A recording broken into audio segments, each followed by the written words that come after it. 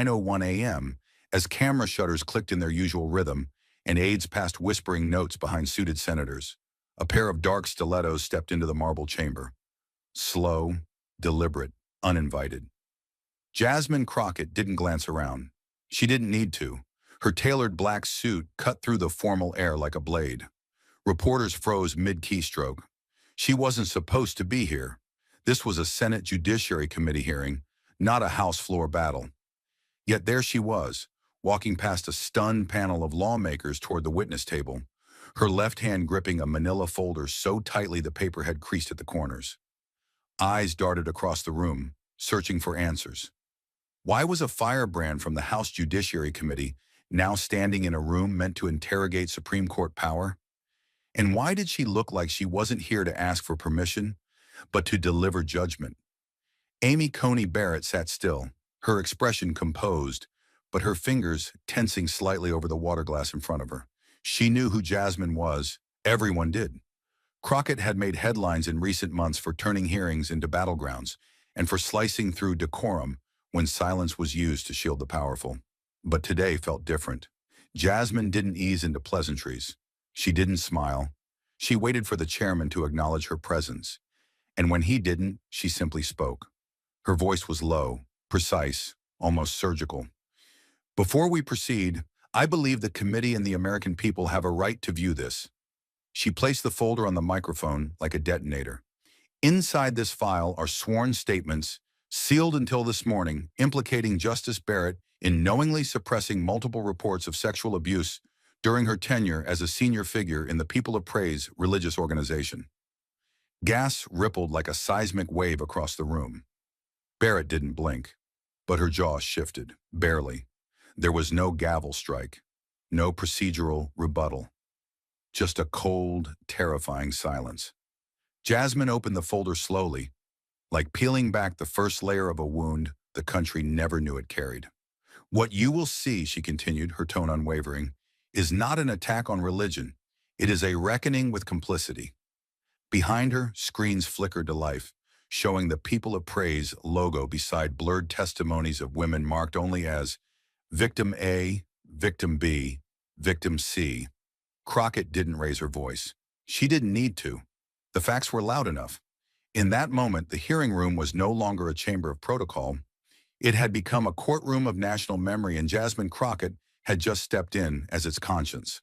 And just as the murmurs began to rise, Jasmine leaned forward, her hand gliding over the folder like she was unlocking a vault that had been sealed for 2 decades. And what she pulled out would shift the nation's pulse. She didn't move fast. Every motion felt intentional, grounded, like she knew the moment wasn't just historic, it was sacred. From the folder, she drew out a page in a clear plastic sleeve, its edges slightly curled, its paper tinged with time. This document, Jasmine said, lifting it to eye level, was filed on May 12, 2004. It's a formal written complaint from a teenage girl. Her name is protected, but the initials remain. MT. She paused before continuing. She was 17 years old at the time, a member of the People of Praise.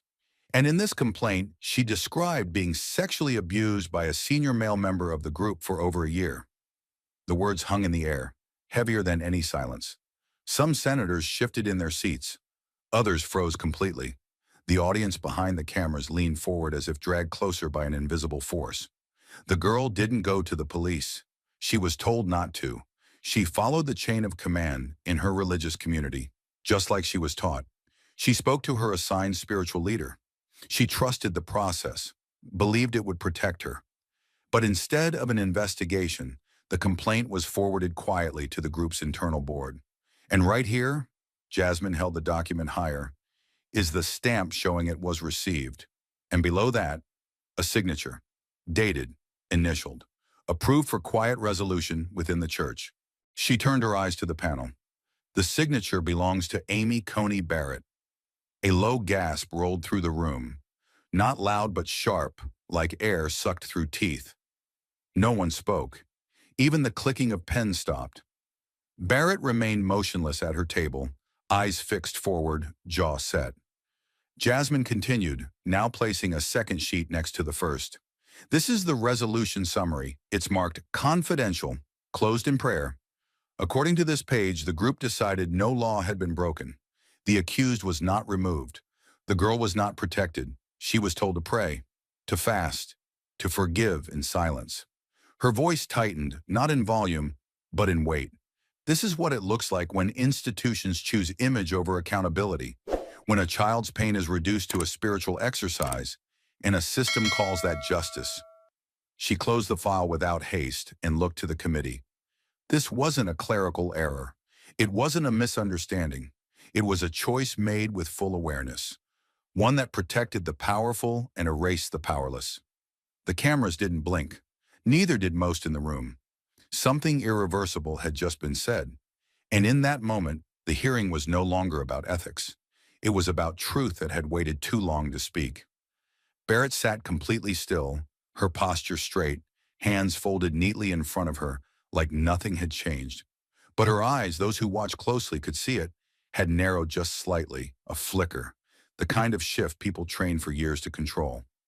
One of the senators, a longtime ally, cleared his throat softly, as if inviting her to respond. She did. Her voice was calm, composed, the cadence of a law professor giving a lecture, not a woman standing in the blast radius of a political detonation.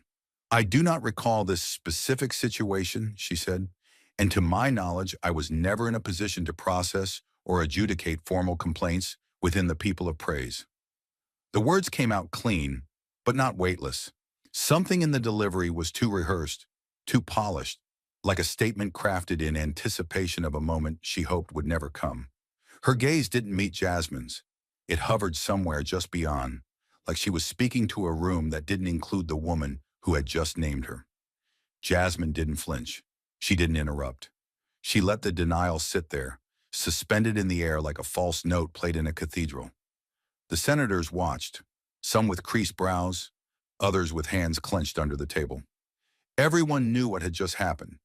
Barrett hadn't admitted guilt, but she hadn't denied knowledge either. She had slipped into the space between memory and accountability, a liminal zone that powerful people retreat to when the facts catch up too fast.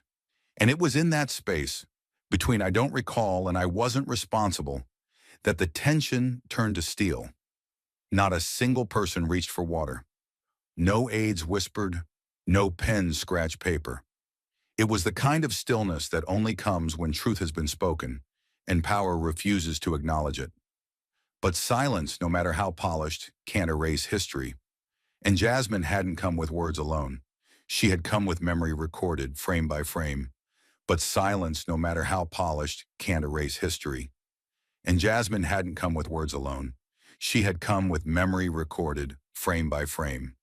She reached for the remote without a word. No announcement, no buildup. Just a click. Quiet, almost insignificant. And then the screen behind the committee flared to life. The footage was grainy, the kind that trembles slightly as if the past itself is nervous to be seen. A simple church room came into focus. Beige walls, plastic chairs, a wooden lectern draped in white cloth. The year in the corner read 2006. At the podium stood a younger Coney Barrett. She was smiling, not the tight formal expression she wore in court, but something more relaxed. She looked comfortable, at home, surrounded by nodding faces. A small banner behind her read, "Women of Guidance, Annual Commissioning Service." Jasmine didn't narrate. She didn't need to. The past was speaking for itself. Barrett's voice came through the speakers, clear, full of certainty. "I'm honored to be chosen again this year to serve as a spiritual advisor," she said, folding her hands at the podium. "Our young women need guidance. They trust us, and I will do everything I can to lead them away from sin, away from confusion, and toward a path of obedience and strength." The room in the video applauded. But inside the hearing chamber now, no one clapped. No one blinked. It was a moment suspended in ice. No drama, no confrontation. Just a simple recording, years old, suddenly dragging the present into question. The kind of evidence that couldn't be denied without denying one's own voice. Jasmine stood still as the video ended, letting the screen fade back to black. Then she looked up, not at Barrett, but at the committee. Her tone remained level. According to this committee record, Justice Barrett stated under oath that she had no role in handling complaints within People of Praise. But this footage, she gestured to the dim screen, shows her accepting a leadership role with moral authority over the very individuals who later came forward as victims. A few senators exchanged glances. One visibly lowered his pen. Another pressed his lips together and looked down.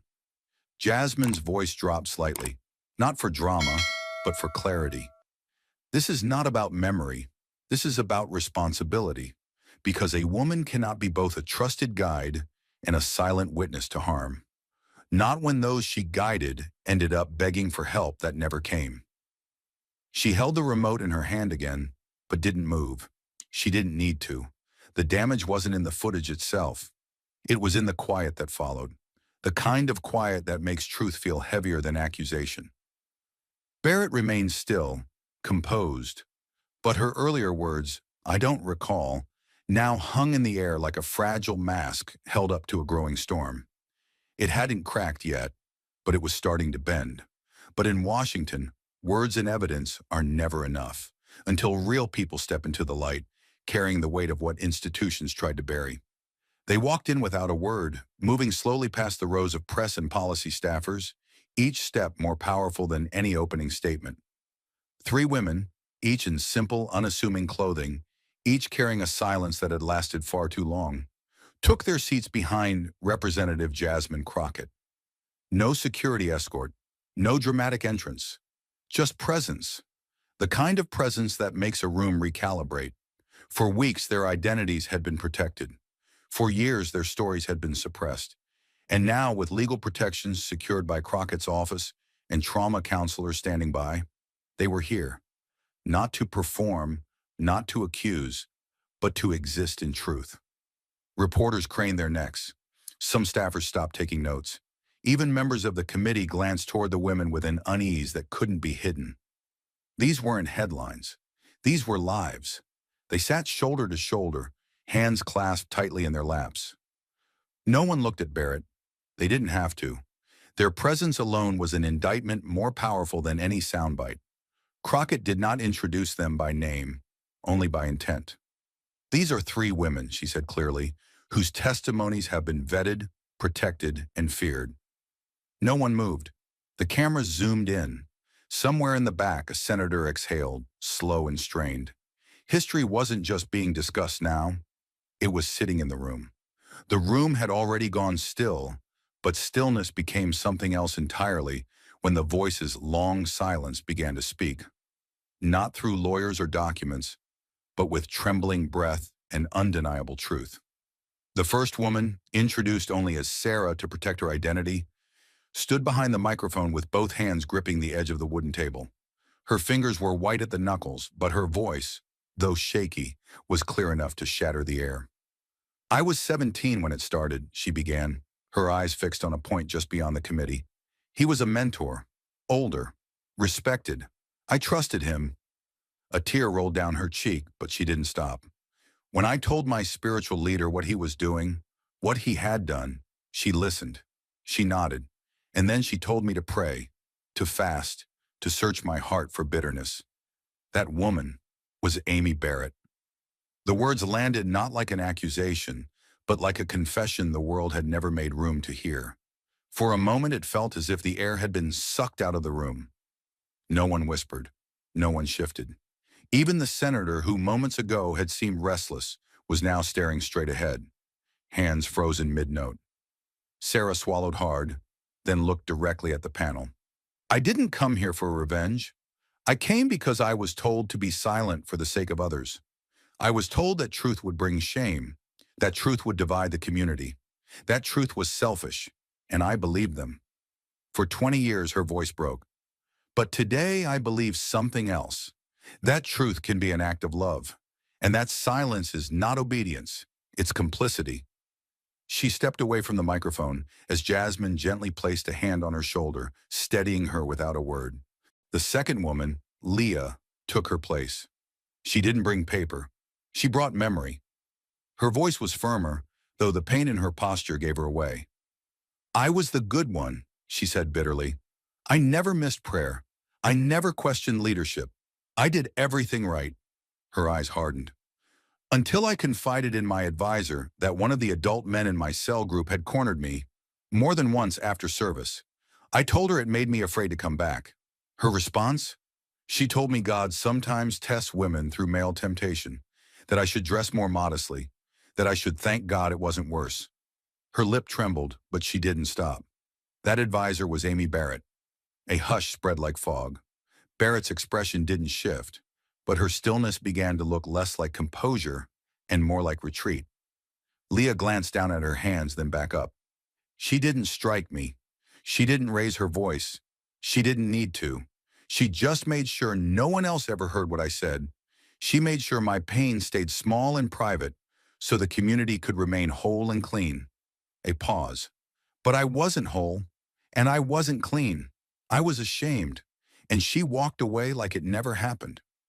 The third woman, Rachel, was smaller in stature, her voice barely above a whisper, but every word came like a blade. I was 12, she said, and the room froze. He was my instructor in the youth program. He told me that God blesses obedience. He told me not to cry. She took a slow breath, then looked directly at the long table in front of her. When I turned 14, I told Amy Barrett, I thought she would save me. I thought she would be furious. But she didn't raise an alarm. She didn't call the police. She looked at me and said, don't destroy a man's future over confusion. Pray for clarity. Her voice cracked. So I did. For years, I prayed for clarity, and all it brought me was more silence. A single sob echoed from the gallery. No one turned to look. No one dared. Jasmine remained quiet throughout. She stood beside each woman, not as a politician, but as a witness. These weren't lines from a press release. They weren't political weapons. They were lived realities, bleeding, fragile, real.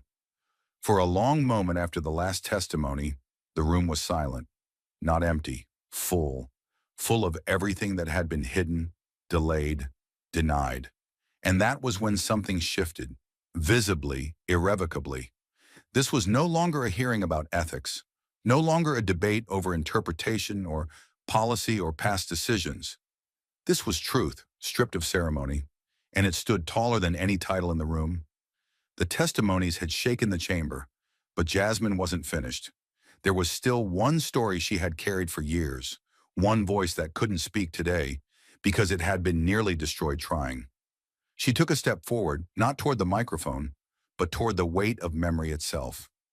Her voice, for the first time that morning, softened. Not in tone, but in reverence. 9 years ago, she began. Long before I held office, I was visiting a psychiatric facility in Austin as part of a legal aid outreach program. Most patients there had no family, no visitors, no advocates. But one woman caught my attention. She had no name listed, just initials. She was withdrawn, barely responsive, until I mentioned the people of praise. Jasmine paused, letting the name settle like dust on polished marble. That's when her eyes changed. That's when she started to speak. Jasmine placed a single sheet of handwritten notes on the table. Not a legal brief, but a personal memory etched in ink. Her name was withheld for privacy, but she was once known in her community as a promising Bible student. And the person who led that Bible study? Jasmine turned toward the committee. Amy Coney Barrett. A ripple passed through the room. No gasp this time, just a cold realization returning.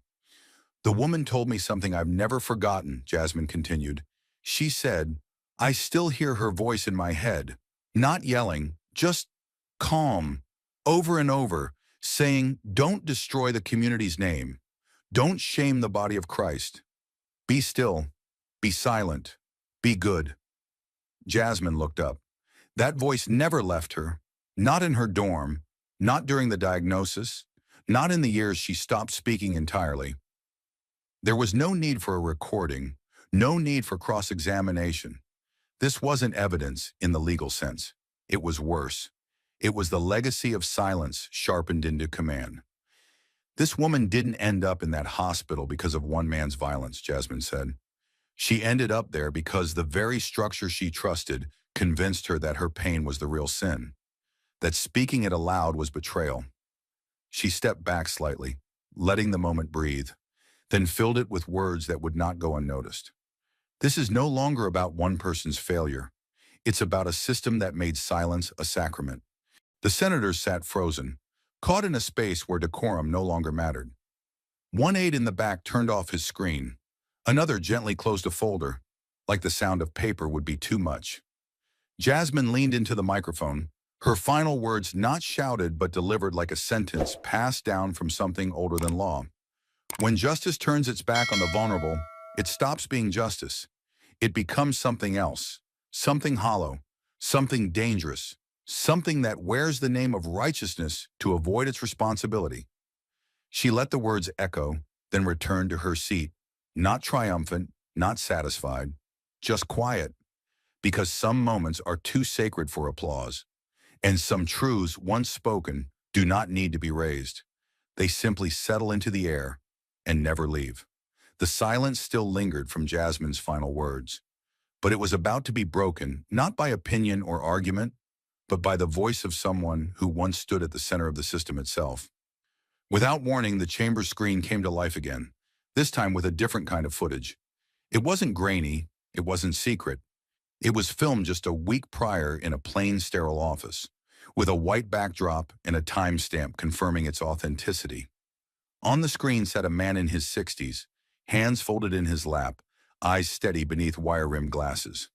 His name appeared at the bottom: Matthew R. Keller, former National Elder, People of Praise, 1998 to 2012. His voice, when it came, was measured, with the controlled cadence of someone who had kept too much for too long. My name is Matthew Keller. I served as an elder and board member for the People of Praise for over 14 years. And yes, I worked directly with Amy Barrett during her years as a women's ministry leader and internal adjudicator. A visible stir rippled through the room. Some senators leaned in, others stiffened. Keller continued. During my tenure, our council handled dozens of internal complaints, most of them related to inappropriate behavior or abuse by community leaders. He paused. In our model, justice wasn't measured in facts, but in faith. We were taught to search not for evidence, but for spiritual clarity. And when clarity wasn't strong enough, we dismissed the case. The camera tightened slightly on his face. Amy Barrett was present in those meetings. She voted on outcomes. In at least 3 cases I can confirm, she voted against escalation, stating the accusations did not carry, in her words, sufficient spiritual weight. A low hum began to build in the room, people shifting, reacting, whispering names under breath. But the video wasn't done. Keller adjusted slightly in his chair, his voice tightening. I carry guilt for my part, but I'm here today because what was once hidden under the language of grace must now be confronted with the language of law. We weren't protecting victims. We were protecting the institution, and that includes her. He reached down, pulling from a folder and holding up a single sheet to the camera. This is a document distributed internally, defining our response strategy when abuse complaints risked public attention. It reads, "We do not let the media dictate the boundaries of God's mercy." Gasps burst across the chamber like controlled detonations.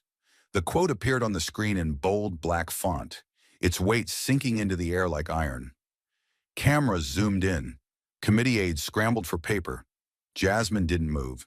She simply folded her hands in front of her and let the truth do what it was always meant to do: resonate. The room split almost instantly. On one side, a cluster of lawmakers broke into stunned applause. Not celebration, but the kind of reflexive gesture people make when reality overwhelms protocol. On the other side, silence. Jawlines clenched, hands frozen. A few senators stared at the floor, avoiding the screen entirely. And at the center of it all sat Justice Amy Coney Barrett, no longer calm, no longer composed. Her face, always pale under the lights, had turned a shade closer to paper. Not from rage, not from fear, but from the slow realization that the structure built around her title was beginning to buckle. The video faded, but the silence that followed did not feel empty. It felt like judgment had already arrived, and this time, it hadn't waited for the gavel. The hearing chamber had gone quiet, but the outside world had just begun to scream. And what started as testimony now surged into a national reckoning that no institution, no matter how sacred, could outrun. By nightfall, two words had detonated across social media like a tidal wave. Barrett knew and silenced his complicity. They didn't need context, just names, fragments, emotions. Millions reposted the clip of Jasmine Crockett standing beside the three survivors, her face unreadable but unyielding, as the testimony echoed through halls of power and onto phones, feeds, and newsrooms. Within 12 hours, Wash Barrett knew was trending in 48 states. By morning, it was etched onto cardboard signs, digital billboards, and the Sharpie-scrawled backs of denim jackets. The hashtags weren't political anymore. They were personal. They were not just about Amy Coney Barrett. They were about every institution that told women, be quiet, be kind, be grateful it wasn't worse. At the University of Notre Dame, Barrett's alma mater, the air thickened with protest. Hundreds of students lined the central quad, holding candles and printouts of the internal memo shown in the Senate hearing. "We do not let the media dictate the boundaries of God's mercy," was projected onto the side of the chapel in 10-foot-tall letters, a silent act of rebellion that lit up the stone walls with uncomfortable truth. Law students, many of them previously hesitant to criticize a sitting justice, now formed a circle around the building that bore Barrett's name. They linked arms, some chanted, others wept. All stood still when a survivor's words, "She told me to pray the pain away," played through a loudspeaker on loop. In classrooms, professors debated the legal implications. But on the quad, no one was debating anymore. They were remembering. Across the country, the fracture lines deepened. Conservative women's organizations, many of which had long embraced Barrett as a symbol of moral clarity and maternal strength, began to splinter in full view of the public. Some doubled down, calling the hearing a coordinated smear campaign and accusing Jasmine of exploiting trauma for political gain. But others, more quietly, more painfully, broke ranks. Former supporters posted open letters confessing their own experiences with spiritual dismissal. One viral post read, "I defended her because I thought she was like me. Turns out she was who silenced me." Church communities debated doctrine on Facebook forums. Sunday school teachers wept into live streams. Lines once drawn by faith now blurred under the weight of consequence. Then came the exodus from silence. Former members of the People of Praise, some now middle-aged, some barely out of college, began stepping forward. Not all had stories of abuse. Some had just seen how it worked. One by one, they posted testimonials under the tag "I was there," describing closed-door meetings, warnings against worldly lawsuits, and instructions to handle discipline internally, with compassion and without noise. One man recalled being told to erase a written report from a teenage girl because it brought spiritual doubt to the community. Another posted a photo of the same basement used for reconciliation counseling, where his sister had been told she misinterpreted attention as harm. The details varied. The pattern did not. News outlets scrambled to catch up. Editorials flooded in, from both left and right. The Washington Post ran the headline, "Justice in Question When Silence Becomes Doctrine." The Wall Street Journal countered with, "Barrett under siege, faith, power, and the politics of pain." But the truth was no longer in the hands of commentators. It had spilled into public ownership. Every interview, every tweet, every tear became part of a mosaic that no spin room could disassemble. Even late-night television, normally allergic to religious scandal, couldn't ignore the footage. Comedians paused their jokes to play clips from the hearing, then went silent. Sometimes silence says more. Barrett's image, once painted in soft light, surrounded by children in scripture, began to shift in the public eye. The framed photos of her swearing in, the glowing portraits in profile, the covers showing her holding a Bible beside her family, all began to feel like relics from another world. Not false, but incomplete. Now side by side with those images stood photos of survivors, faces blurred for privacy, eyes wide with exhaustion. And then, a new portrait, Barrett in still frame. During the moment Jasmine unveiled the 2006 video, her lips pressed tight, the corners of her eyes drawn downward. Not by anger, but by gravity. That single frame flooded timelines.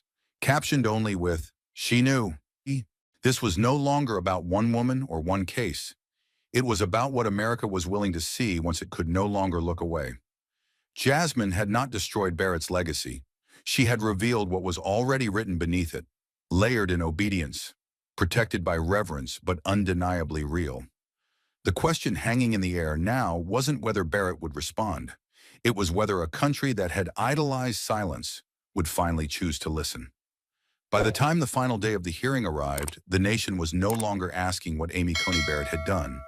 They were asking whether she had any moral ground left to stand on.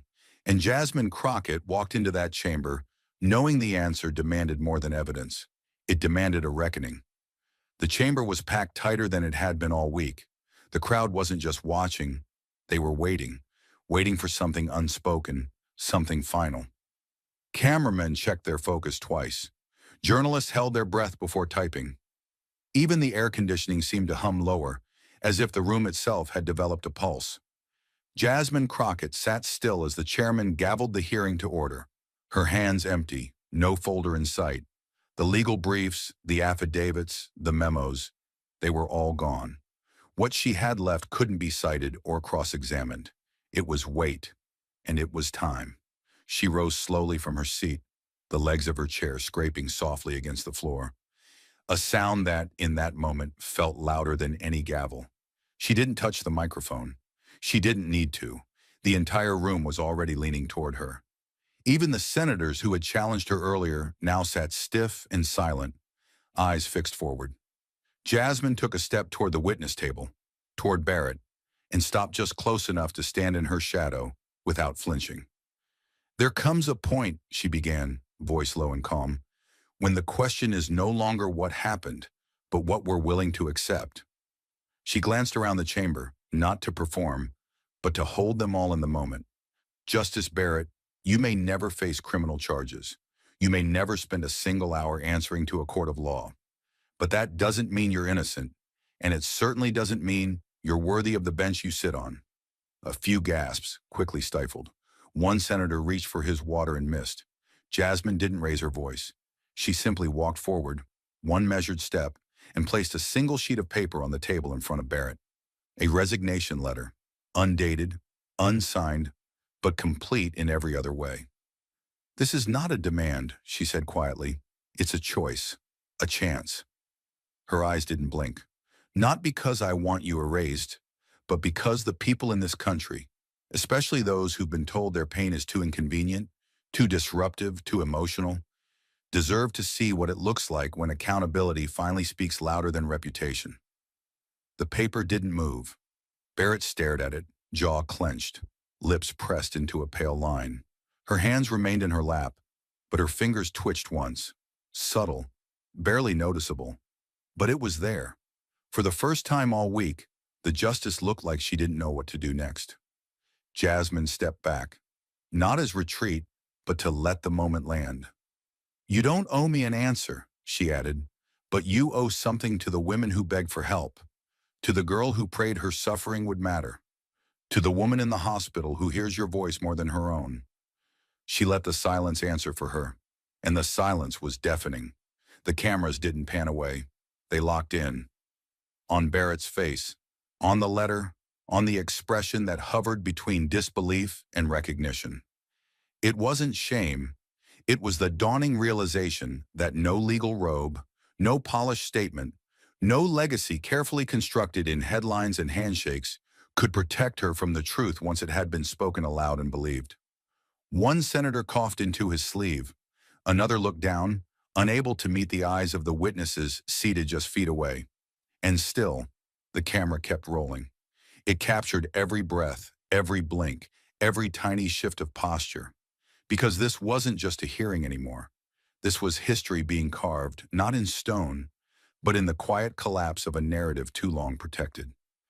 Then Jasmine turned, not toward Barrett, but toward the dais. "I have no further questions," she said. Her voice carried like a verdict, not shouted, delivered. A closing statement not just for the committee, but for the country. As she returned to her seat, not a single person spoke, not even the chairman. For one elongated breath, The entire hearing room existed in suspension, between silence and consequence, between what had been tolerated and what could no longer be. And the cameras, and they didn't flinch. They captured it all. Every flicker in Barrett's eyes, every stunned expression across the panel, every ripple in the gallery where survivors sat upright, unblinking, like they were watching something sacred unfold. And perhaps they were. The cameras eventually stopped rolling, but the silence they left behind carried a weight louder than applause. And 3 days later, that silence would explode into something Washington had never seen before. It began with a one-paragraph press release, simple, clinical, stripped of all emotion. Justice Amy Coney Barrett will temporarily step away from her official duties, citing an overwhelming media environment and a desire not to distract from the work of the court. No apology, no acknowledgement, just 12 carefully chosen lines, signed with her initials and the seal of the Supreme Court. But the world knew better. This wasn't a sabbatical, it was a retreat under fire. Within minutes, the statement was everywhere. Screens lit up across newsrooms, phones buzzed across campuses, and networks cut into live programming to announce what one anchor called a tremor through the pillars of American justice. But the tremor was just the beginning. Within hours, the Federal Judicial Ethics Committee, a body rarely mentioned in headlines and even more rarely invoked, released its own statement. Unlike Barrett's, theirs was not brief, it was bold. It confirmed that the committee had voted unanimously to open a formal inquiry into allegations brought forward during the Senate hearing, including, but not limited to, abuse suppression, willful neglect of internal reports, and potential breaches of judicial disclosure. For the first time in modern history, a sitting Supreme Court justice was now the subject of an active ethics investigation by her own branch. The news hit the Capitol like a second detonation. On the Hill, senators who had once defended Barrett grew strangely silent. Some claimed surprise. Others refused to comment. But in private corridors and behind polished doors, there was only one phrase being whispered again and again. She crossed a line too deep to ignore. Even conservative think tanks, those that had celebrated her rise as a moral triumph, began pulling her portraits from their walls, quietly distancing themselves from a legacy now laced with complicity. Outside the court, the response was seismic. Protesters returned to the marble steps, this time with posters reading, "Resignation is not redemption, and justice can't be selective." Law students in Chicago, Boston, and Atlanta walked out of lectures in silent solidarity. And in Washington, staffers from multiple branches leaked internal memos detailing the court's response. Emergency meetings, press protocols, and, most damning of all, the revelation that two justices had privately urged Barrett to consider a graceful exit to preserve the court's integrity. Internationally, the headlines were unrelenting. Le Monde ran, "The Sainted Judge Falls." The Guardian declared, "From icon to inquiry, Barrett faces backlash at home." Even the Vatican Observer, normally reserved in secular affairs, published a column questioning the ethics of shielding sin behind sanctity. One quote echoed across languages. "A woman once hailed as the conscience of the court now stands accused of silencing the conscience of others." And while Barrett said nothing, her absence spoke volumes. Her chambers remained dark. Her clerks, once fiery in defense, now deflected inquiries with clipped responses and redirected emails. Inside the court, tensions festered. The Chief Justice, reportedly blindsided by the scale of the backlash, held a closed-door meeting described by one source as an internal earthquake. Trust had fractured, not because of political disagreement, but because a foundational question now hung over the court like a storm cloud. If moral authority fails at the highest level, who judges the judges? Historians rushed to their archives. There were scandals before, conflicts of interest, financial missteps, personal indiscretions, but none like this. Never before had a justice been accused not just of failing the law, but of betraying its very purpose. Never before had a cultural icon, praised for her piety, her motherhood, her intellect, been revealed as a gatekeeper in a system built to mute the voices of the wounded. For generations, the robes were seen as armor. Now they were being seen as masks, And through it all, Jasmine Crockett said nothing. She gave no interviews. She posted no tweets. She let the evidence breathe. Because some truths don't need echo chambers. They only need daylight. The headlines raged, the court reeled, and the public demanded more. But Jasmine Crockett remained still, as if she knew the final blow didn't need to be shouted. It only needed to be clear. She broke her silence not in a press conference, not with a speech beneath the Capitol dome, but with a single tweet. 8 words that cracked across the national conversation like thunder. No one is too powerful to be forgiven without apology.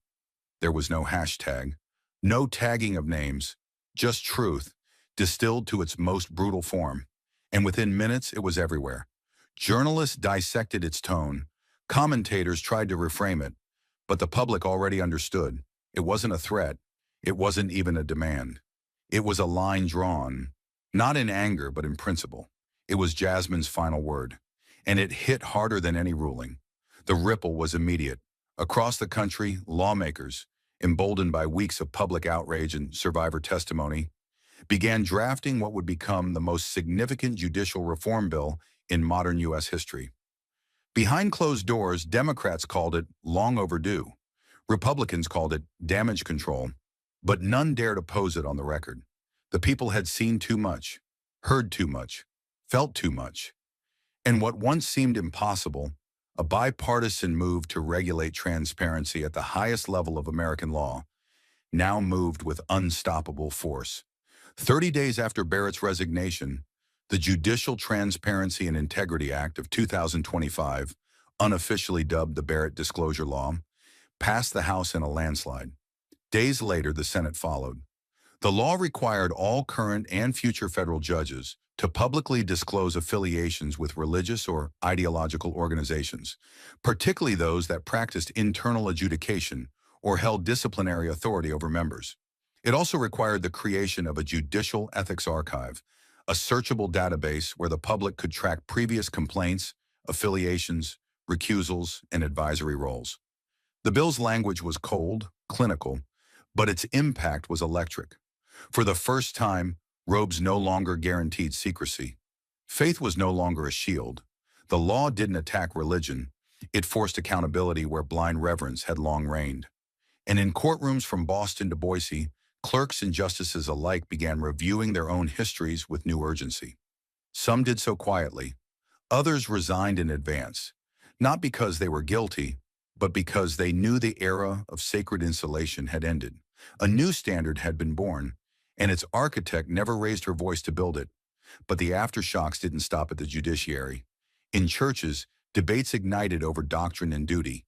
In law schools, ethics courses rewrote their syllabi overnight. Students once trained to see judges as untouchable now studied Crockett's hearing like scripture. Professors used the video not for politics, but for principle. This is what happens, one instructor said, when the system forgets who it's supposed to protect. Cable news panels that once mocked Jasmine's confrontational style now ran retrospectives titled The Crockett Standard.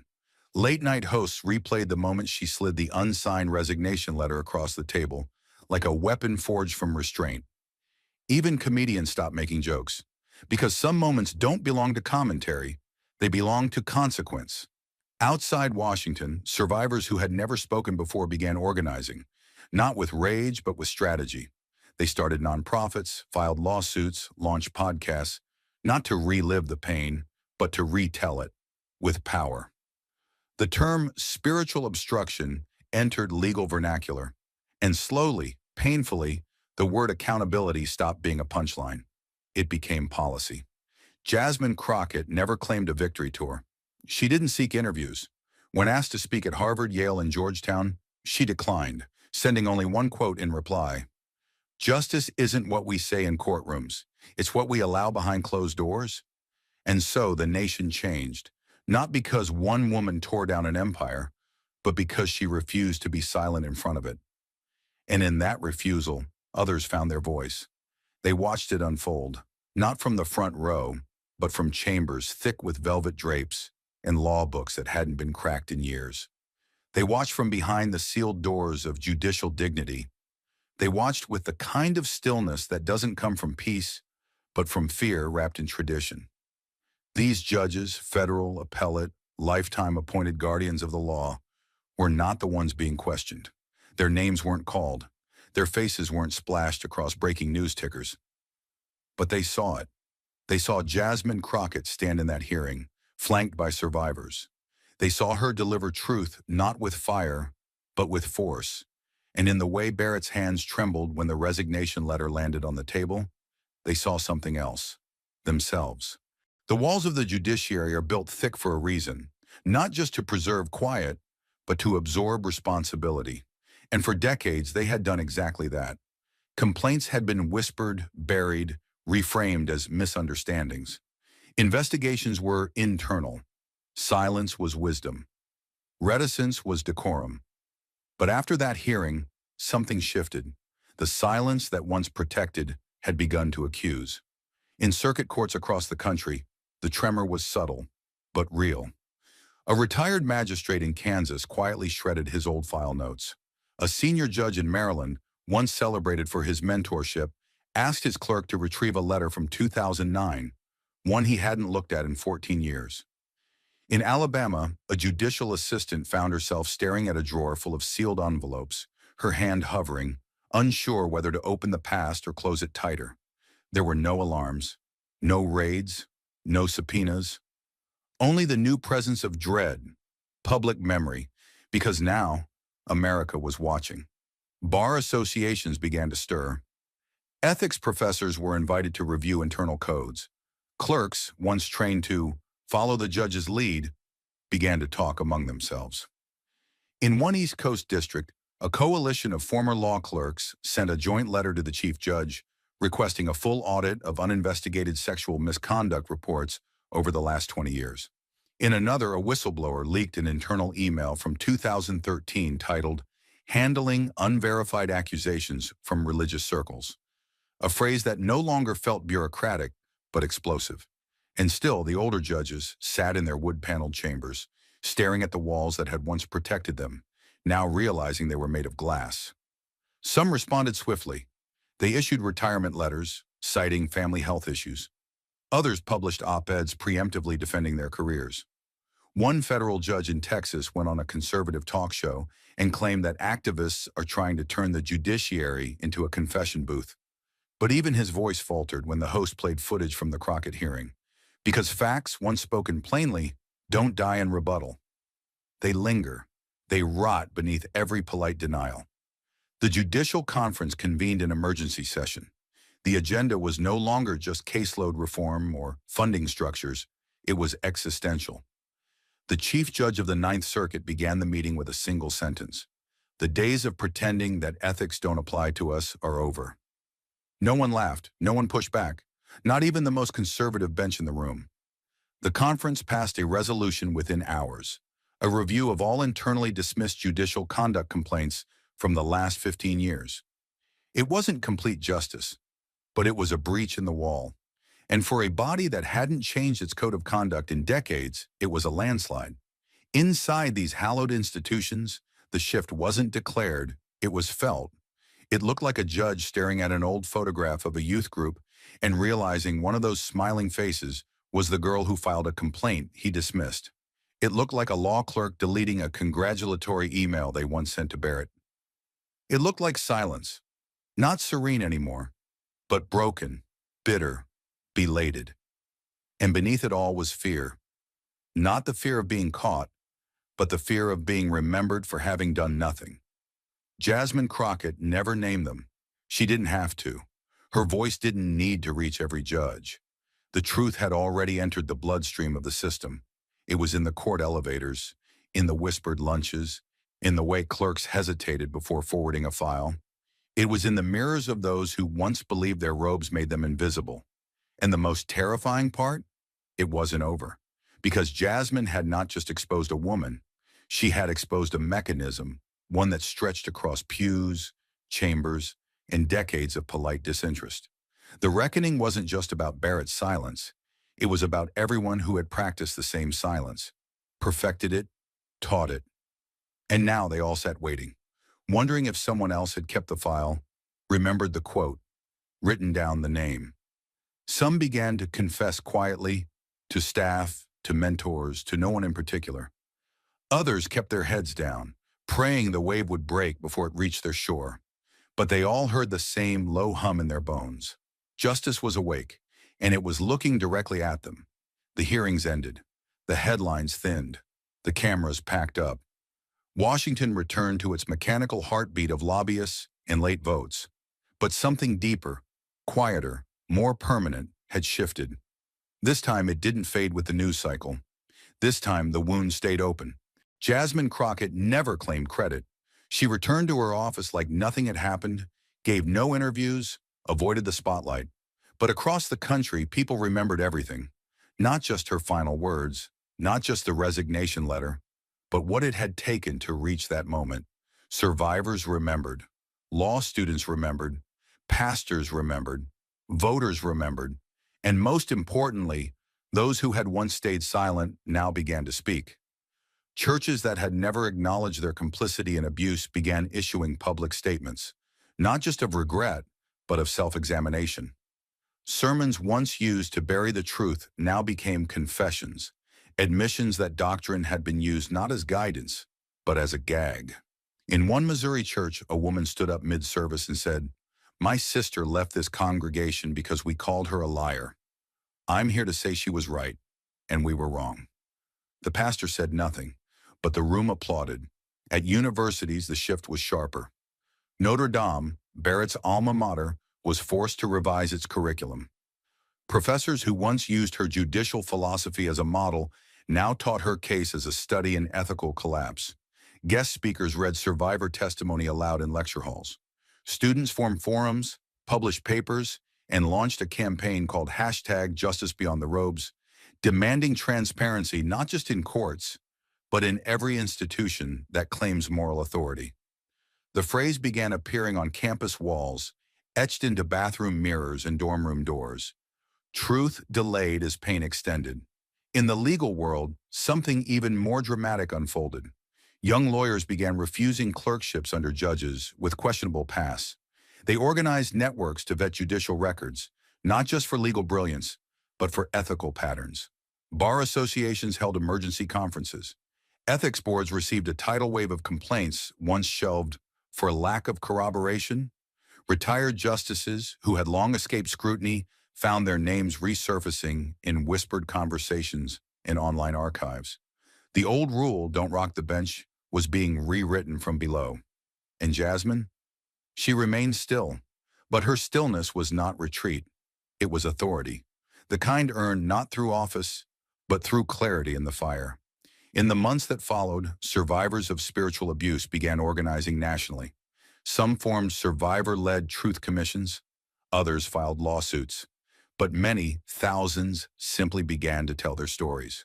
Not for likes, not for sympathy, but because someone had finally made space for the truth to land.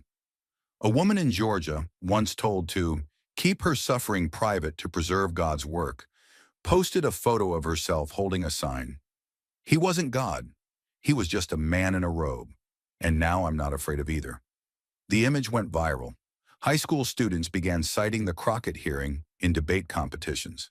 TikTok creators stitched together moments from the hearing with clips of historical protests, calling it the moment accountability came back to Washington.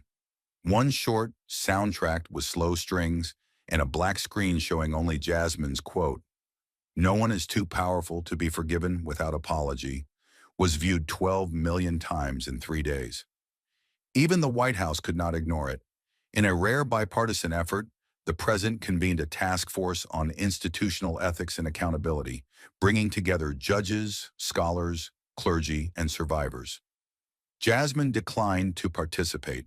When asked why, her office responded with a one-line statement: "The people who already spoke paid the highest price. Let their voices lead."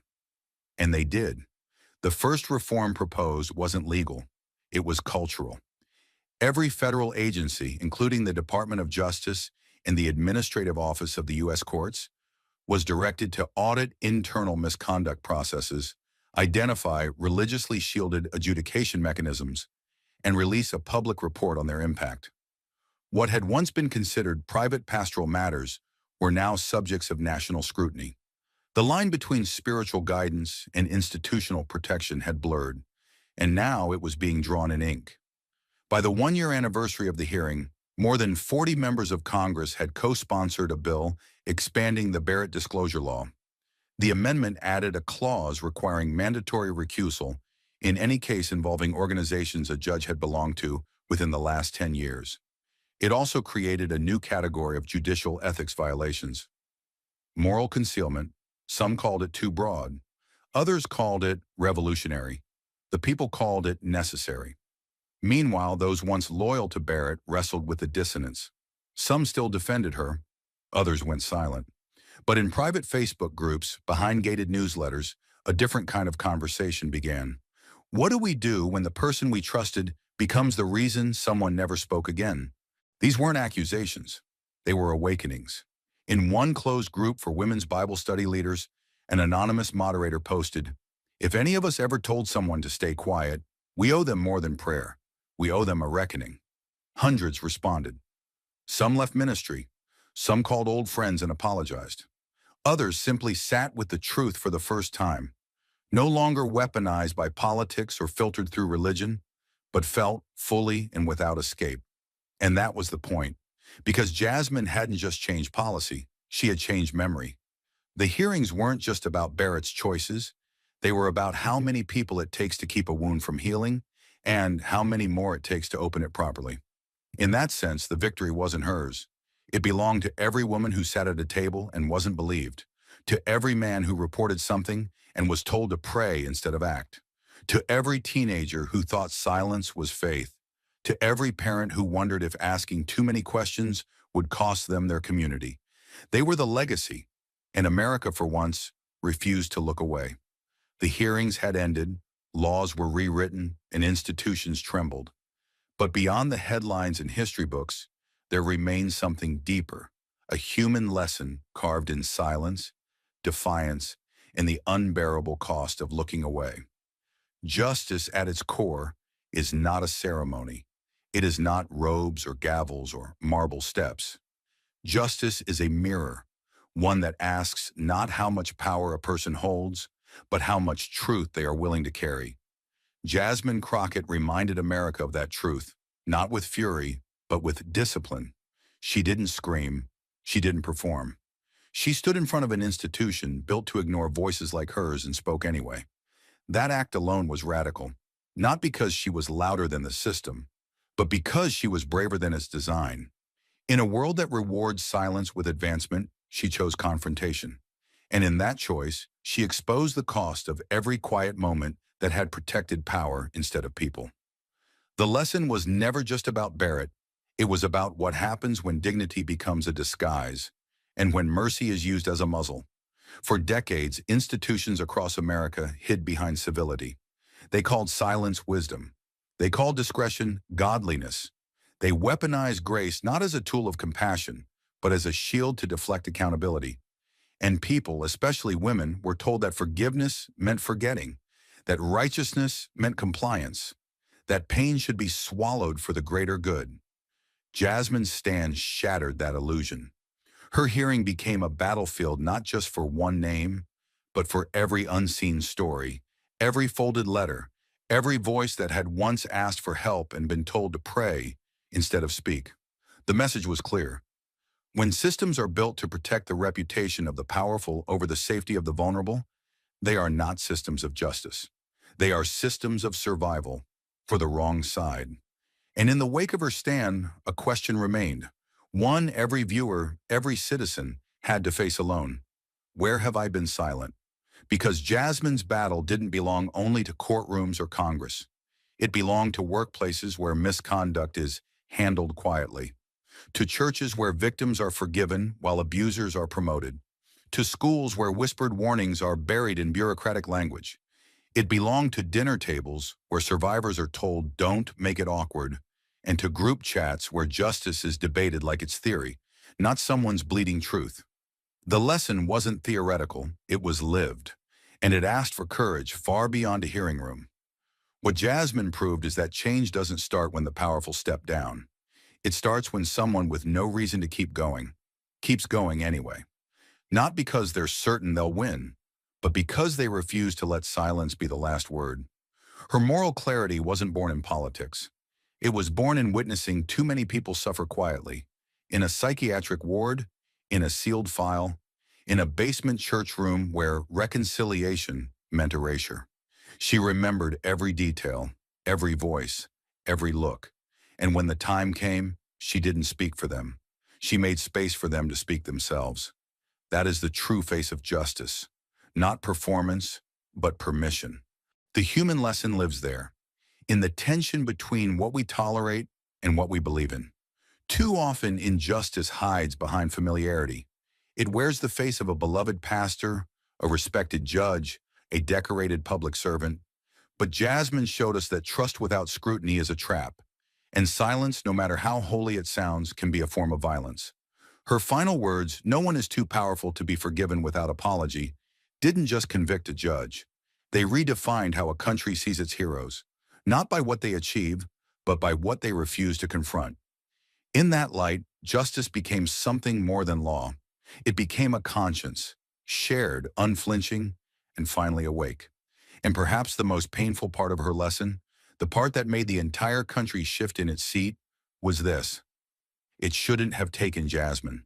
The evidence had been there. The stories had been told. The whispers were known. But no one wanted to move until one woman forced them to. That discomfort isn't a flaw in the system. It is the system. And unless we name it, unless we look at it without flinching, we are part of the silence that sustained it. So what do we do now? That's the final question Jasmine left burning in the air. We audit our memory. We revisit the moment we said nothing. We reread the email we ignored. We ask who sat in our classrooms, our offices, our pews, screaming in silence while we called ourselves neutral. And we understand that neutrality in the face of pain is not wisdom. It is surrender. Justice doesn't come wrapped in clarity. It arrives in fragments, stammered testimony, long pauses, trembling hands. And if we only accept it when it's tidy, we were never interested in truth to begin with. Jasmine didn't teach the country how to fight. She taught it how to listen, endure, and not blink when the truth demands more than we're ready to give. And that will outlast the hearings. That will survive the news cycle. Because what she did can't be undone. Not by the next judge, not by the next scandal, not by the next silence. It lives in us now, and it's ours to carry or to ignore again. Thank you for watching until this moment and for standing with us on this journey for justice. Your support means everything. Like, subscribe, and turn on notifications so you never miss what's next. And we love to hear your thoughts. Leave a comment below and let us know what moved you most in this story. Together, our voices make a difference. It all began with a whisper. Pam Bondi mockingly called Jasmine Crockett the angry one from Texas the moment she walked into the hearing. But just minutes later, Bondi found herself cornered by her own past as Crockett turned the chamber into a courtroom. Lawmakers were stunned into silence, and Bondi's reputation began to collapse. How did one woman turn an insult into the most terrifying moment in Washington? Stay with us. This is a story worth every second of your time. The Capitol hearing room was built for history, but today it struggled to hold something sharper: tension. Mahogany benches lined with press badges, the air heavy with rehearsed lines and silent standoffs. Camera lights burned like spotlights at a trial no one dared name. Pam Bondi had arrived early. She always did. Seated confidently at the witness table in a crisp ivory suit, she looked every inch the seasoned insider. Shoulders square, legs crossed, expression relaxed but calculating. Cameras caught her exchanging polite smiles with committee members, even cracking a soft laugh at some off-mic comment. She owned the room until the door behind the chamber creaked open. The moment Jasmine Crockett entered, something shifted. No dramatic entrance, no entourage, just her and the silence that followed. Jasmine walked with the kind of composure that came not from confidence, but from necessity. Chin level, gaze forward, spine straight like armor. She wasn't smiling. She wasn't softening herself for the room. That, in itself, was its own rebellion. Her heels clicked on the stone floor, louder than they should have.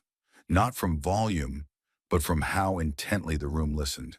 And then, just as she reached the aisle between rows of polished oak benches, Pam Bondi leaned slightly forward, her voice low, but unmistakably clear. Just loud enough for the front row and, fatefully, a live mic to catch. "Here comes the angry one from Texas." The words cut cleaner than any insult. Casual, clinical, deliberate. No raised tone, no performative sarcasm, just enough venom to let everyone know it wasn't a joke. Jasmine heard it. She didn't stop, didn't look. But the camera, always watching, caught the flicker. Her right hand tightened into a controlled fist for a heartbeat before releasing. That was it. No rebuttal. No pause in her stride. But in that tiny movement was everything. History, fury, and restraint. Pam leaned back with the faintest smirk, satisfied. But what she didn't realize was this. She hadn't branded Jasmine with that name. She had just given her the opening. And Jasmine Crockett didn't waste openings. The insult had already been delivered, but now came the performance. Dressed in calm, laced with intent, and aimed with precision. Pam Bondi adjusted her microphone with deliberate care. The kind of slow, rehearsed motion that signaled control, not nerves. Her hands didn't tremble. Her voice didn't waver. In fact, everything about her, posture, tone, cadence, had the quiet, weaponized polish of someone who had spent years behind podiums, under lights, and in front of cameras. This was her arena, and she knew it. She looked up at the committee members with a practiced smile that never quite reached her eyes and began.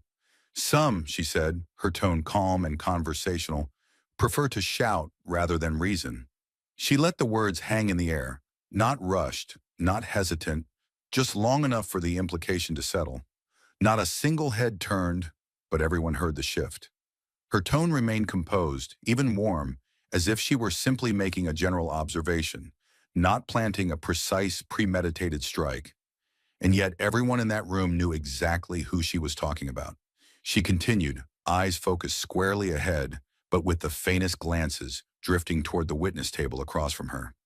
"Emotion doesn't equate to intellect," she said next. The phrasing was surgical, sharpened by decades of experience. It wasn't just what she said, it was how. Every sentence floated out like an olive branch, but carried the edge of a blade. It was all plausible. It was all technically polite. And yet, each phrase cut deeper than if she'd simply pointed a finger. She didn't need to mention Jasmine's name. She didn't need to say the angry one from Texas. The room already knew the subtext, and that made it worse. Worse because it was intentional. Worse because it was delivered with a smile. Worse because it was designed to provoke without ever appearing aggressive. Pam Bondi leaned slightly to one side, her fingers interlaced on the table. The picture of composure.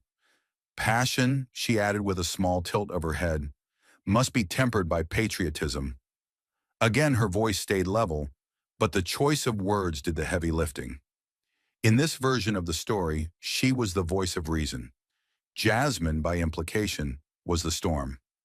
Bondi wasn't calling her out directly. She was pushing her into a narrative corner, daring her to react, to prove the caricature right.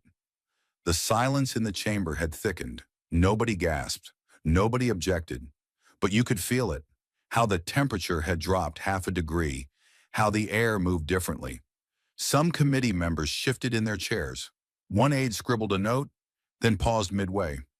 Two representatives on opposite sides of the aisle exchanged a glance that said, wordlessly, "Did she really just say that?" Jasmine sat still, expression unreadable, not giving Bondi the satisfaction of a visible reaction. But the camera was still rolling, catching everything. The way Bondi's eyes flickered to Jasmine every few lines. Not quite directly, but deliberately enough. The way her voice softened just slightly whenever her remarks danced closest to the line. It was the kind of attack that couldn't be objected to because it never fully declared itself. It was politics at its most refined and its most poisonous. Bondi hadn't come to argue a point. She had come to plant doubt, to make the room wonder whether Jasmine Crockett was too loud, too emotional, too much. and she was doing it under the banner of reason, under the mask of civility. She finished her remarks and sat back slightly, letting the moment breathe. The silence was longer this time, not awkward, but watchful, because even those who agreed with Bondi knew something had just shifted. Something quiet, something hard to name, but real. And Jasmine hadn't even spoken yet. The room was still holding its breath when Jasmine finally rose, not to defend herself, but to reclaim the ground beneath her feet. She didn't reach for notes. She didn't glance at an aide. There was no stack of papers, no whisper in her ear, no dramatic flourish. Just Jasmine Crockett, standing slowly, deliberately, with both hands resting lightly on the table. The chair scraped softly against the marble floor, the only sound in a chamber that had gone deathly quiet. Her eyes swept across the room, not confrontational, not cold, but steady, like someone who had nothing left to prove and nothing left to fear. Then she spoke, and her voice was low, even, unwavering. I didn't know I was angry until this room told me I should be. No one moved. No one dared. She didn't shout. She didn't raise her hand or her voice. But the authority in her tone cracked through the air like a lightning strike without thunder. It wasn't performative, it was precise. She wasn't here to explode. She was here to expose. And with that single sentence, she shattered the narrative that had been carefully built around her all morning. Not with rage, but with clarity. Not with volume, but with truth. Jasmine let the silence linger, holding the pause like a blade just before the cut. Then she took a step forward, not toward Pam Bondi, but toward the microphone, toward the record, the transcript, the history being written in real time. Her hands remained at her sides. Her voice didn't rise, but each word hit like it had been carved from stone. Every time I've questioned power, I've been called emotional. Every time I've raised my voice for someone who couldn't, I've been called aggressive. And now when I sit silent, I'm labeled angry. Eyes shifted in the room. A few members dropped their gaze. One reporter's pen stopped mid-sentence. She wasn't just speaking to Bondi anymore. She was speaking to the pattern, to the system, to the unspoken rules written between the lines of respectability. And she was tearing those lines down, one syllable at a time. She leaned slightly into the mic, not for volume, but for precision. You don't get to decide what my tone means. You don't get to twist my presence into a threat. And you certainly don't get to paint my restraint as a failure to be polite. She turned her head, slowly, to glance at the faces staring back. Some frozen, some wide-eyed, some pretending to read documents they hadn't touched in 10 minutes. Her presence filled the space, not because she demanded it, but because it had been denied to her one too many times. There was no fire in her delivery, only fuel. And beneath it, something even more powerful than outrage. Control. That was what made them uncomfortable. Not her passion, not her words, but the fact that she was speaking at all, without apology, without permission, and without needing to raise her voice to make them feel the impact. She could have stopped there and let the silence do the work, but Jasmine Crockett had carried these labels for too long to leave them unchallenged now. She stood fully upright now, voice steady, gaze locked on no one and everyone at once. Do you know how many times I've been called emotional for simply disagreeing? She asked. Not to the room, but to the air, to the record, to every corridor where that word had been whispered like a verdict. How many times I've been told I'm too reactive, too intense, too difficult to manage, all because I refused to nod along. Her voice didn't rise, but the words carried weight, falling into the room like bricks on marble. She listed them out slowly, one by one, like exhibits in a case. Emotional, unstable, disruptive, aggressive. Each label delivered with a pause, enough for the room to feel the sting, not just hear it. I've been accused of being too loud in rooms that never wanted to hear me in the first place, she continued, her voice low, deliberate, unwavering. I've been told I'm divisive for saying what others are praised for thinking. And I've been warned, that if I keep raising my voice, I'll lose credibility, as if silence is the price of legitimacy. Heads began to tilt down. A few pens stopped moving. Even some on Bondi's side of the aisle were shifting, as if the air itself had turned heavier. Jasmine wasn't just listing grievances. She was pulling open the drawer where the double standards lived and naming them, one by one. Then came the pivot. The moment the temperature dropped by degrees, she turned, not quickly, not with drama, but with purpose, and looked directly at Pam Bondi for the first time. Her tone didn't change. It didn't need to. "You," she said, voice even, "don't get to label my truth as anger." She took one small step forward, eyes locked. "And then call your own fear patriotism." The chamber froze. It wasn't loud. It wasn't shouted. But it was final. It was the kind of line that echoed even after it was spoken, like a door slammed in slow motion. Bondi didn't blink, didn't smile, but the cameras caught her jaw tighten, barely. Jasmine didn't flinch. She didn't elaborate. She didn't apologize. She let the truth settle exactly where it landed. Undeniable, unshakable, and finally undeniable. The room was still recovering from the blow Jasmine had just delivered, but she wasn't finished. She hadn't come here to trade words. She had come armed with receipts. Without breaking eye contact, Jasmine reached down, tapped a single button on the tablet in front of her, and turned slightly to the chairwoman. "With permission, Madam Chair, I'd like to enter several items into the record." The chair nodded, slow and measured, as the screen behind Jasmine flickered to life. It wasn't dramatics. It wasn't theater. It was evidence. And the moment the first video began to play, the shift in the room was immediate, subtle, but unmistakable. Gone was the buzz of political posturing. Gone were the smirks, the scribbles, the whispered reactions. Now it was stillness, focus. The footage was grainy, from a courtroom security feed dated 2 years earlier. In it, a young black man stood trembling in an orange jumpsuit as a judge read out his sentence.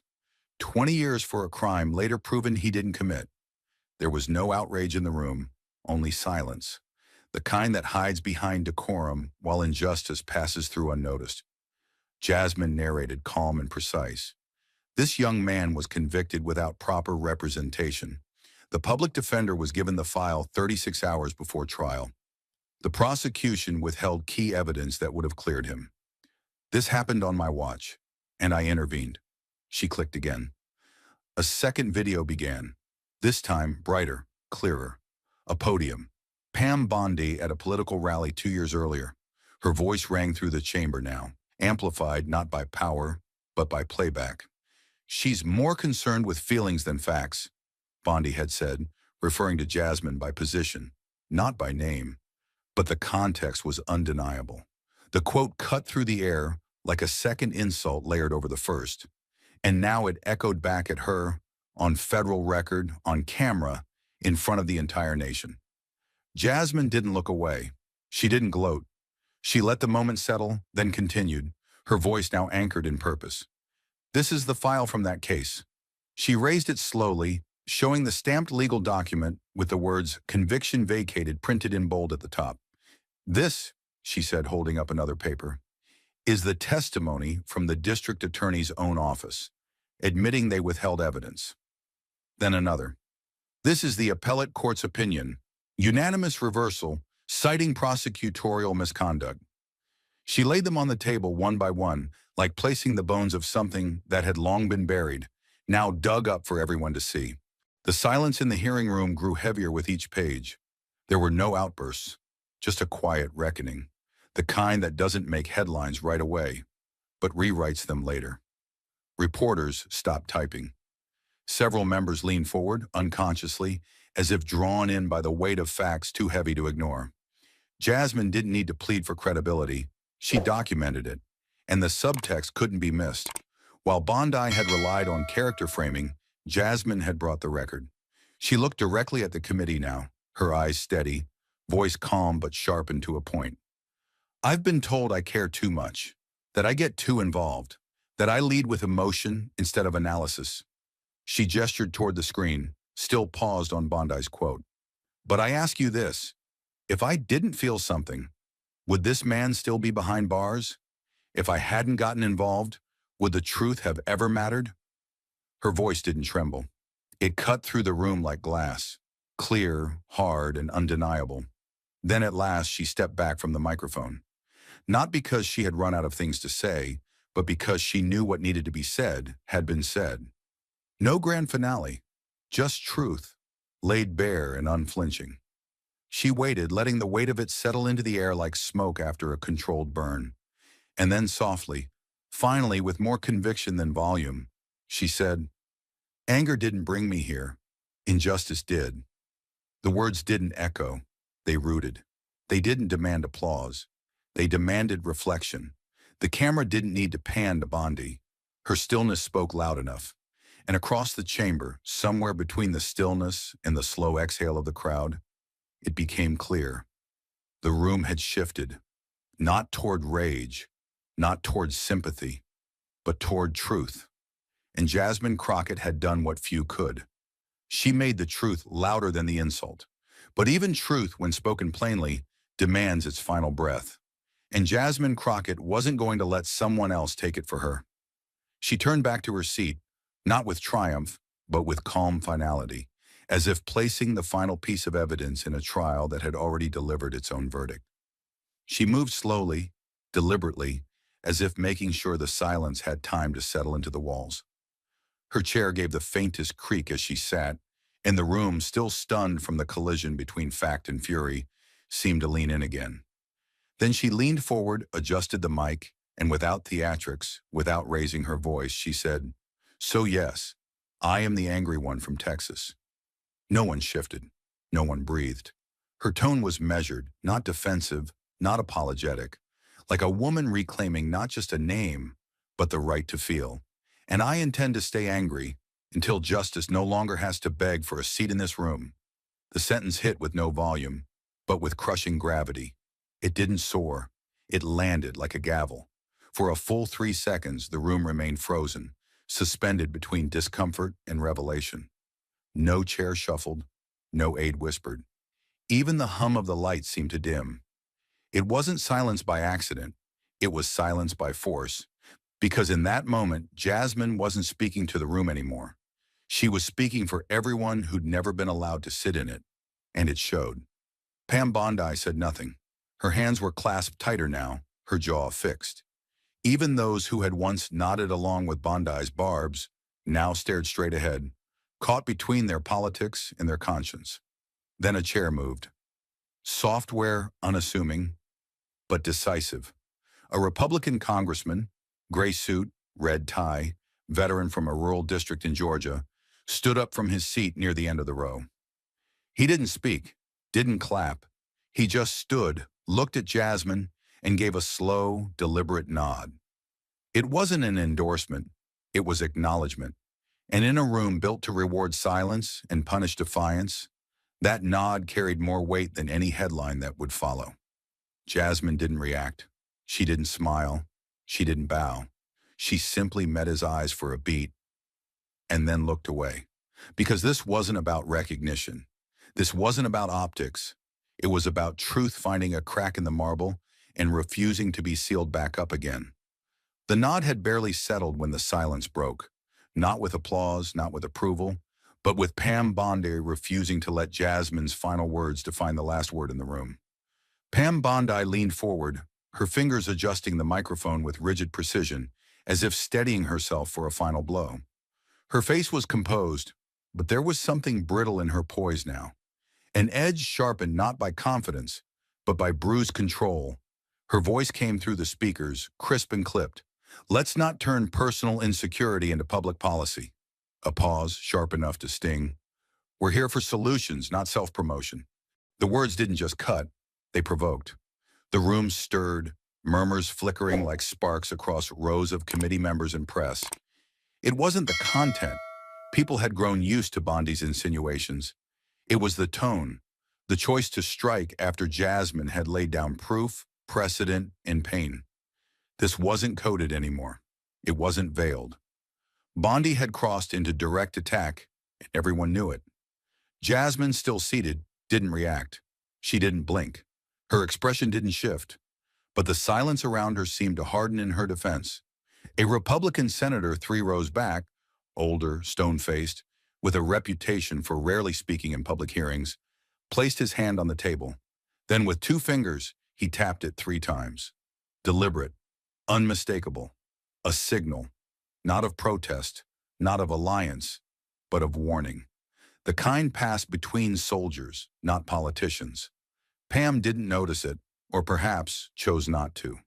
She was too busy loading her next line, unaware that the room was no longer following her lead. It was watching her unravel. She had tried to flip the spotlight back on Jasmine, but the spotlight wasn't moving. It was staying exactly where it belonged. The insult had been thrown like a final spear, but Jasmine didn't reach for armor. She reached for the record. Jasmine Crockett stood slowly, with the same deliberate grace she had carried into the room. No rush, no reaction, no fire in her eyes, only focus. She didn't glance at Bondi, didn't return the jab with one of her own. She simply turned toward the chairwoman with a clarity that made the tension in the room thicken like storm air.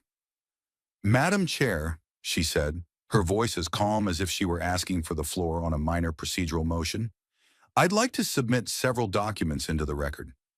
The chair nodded, hesitantly, almost reverently, and gestured for the clerk.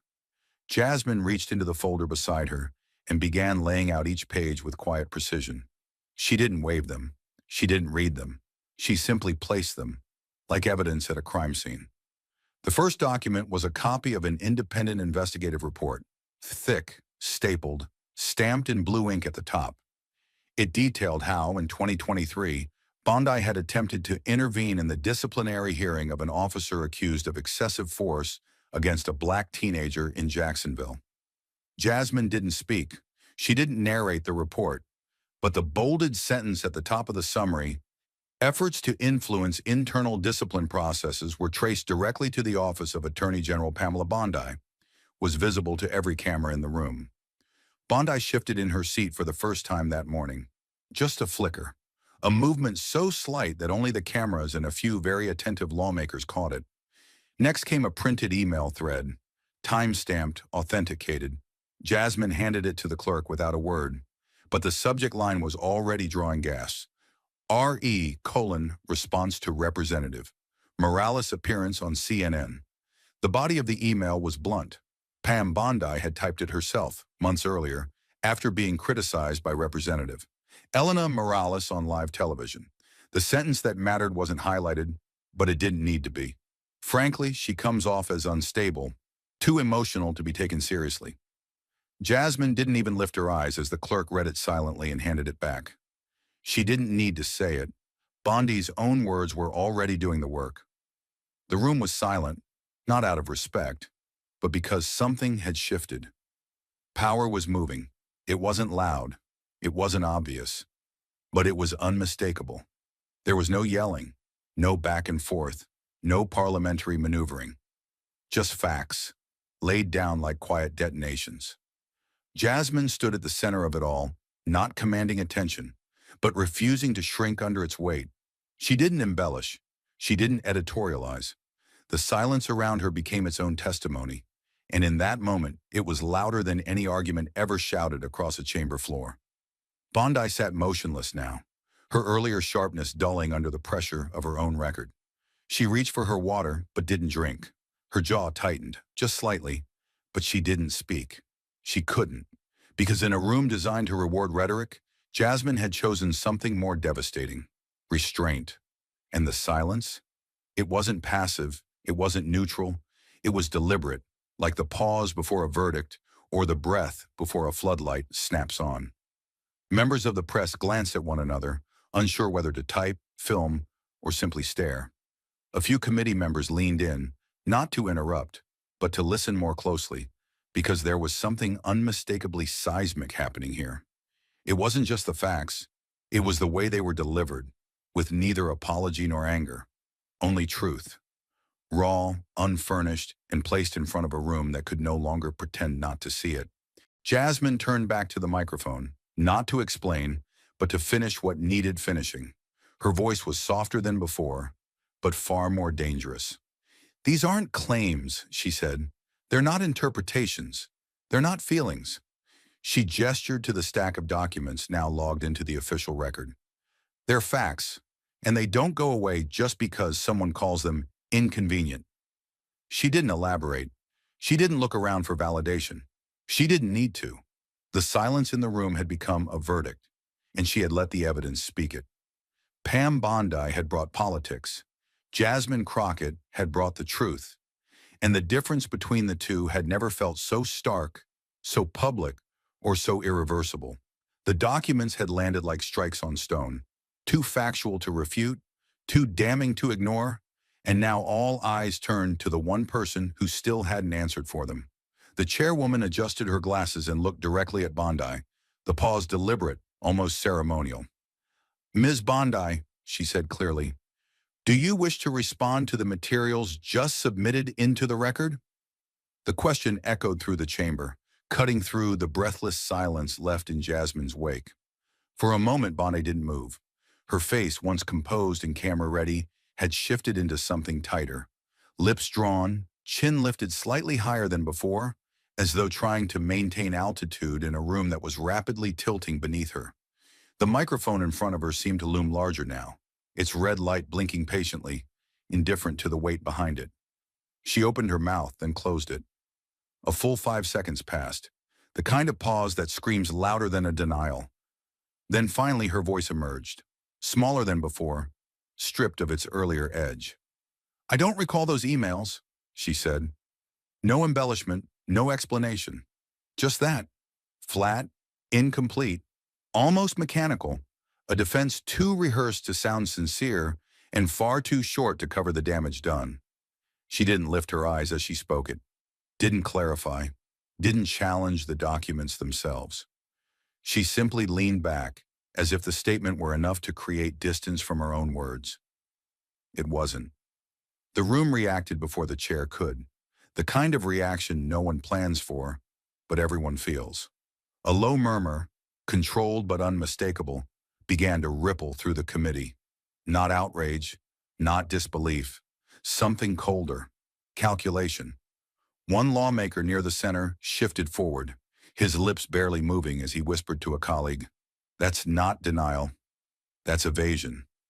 At the far right end of the panel, a moderate senator, known for never raising his voice, exhaled audibly and said, not to anyone in particular, but loud enough to be heard, "If you don't recall, you don't rebut."